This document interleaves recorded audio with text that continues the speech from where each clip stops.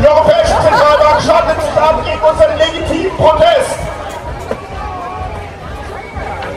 Aber immer mehr Leute überschreiten diese Mauer der Schande, um der EZB ihren Müll zurückzubringen.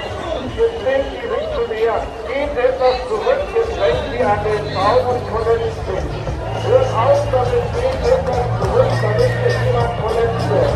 Das bringt uns das Folge nicht und akzeptieren, diese Proteste bestimmt und seine Gedanken ausdrücken.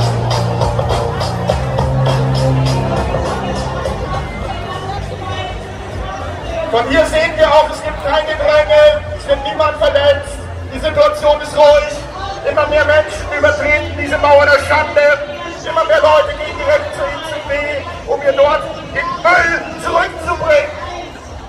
We see that there's no conflict, no one is getting hurt, just more and more people climb over this wall of shame that the European Central Bank has erected here.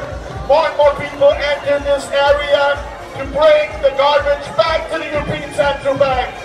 We bring the garbage back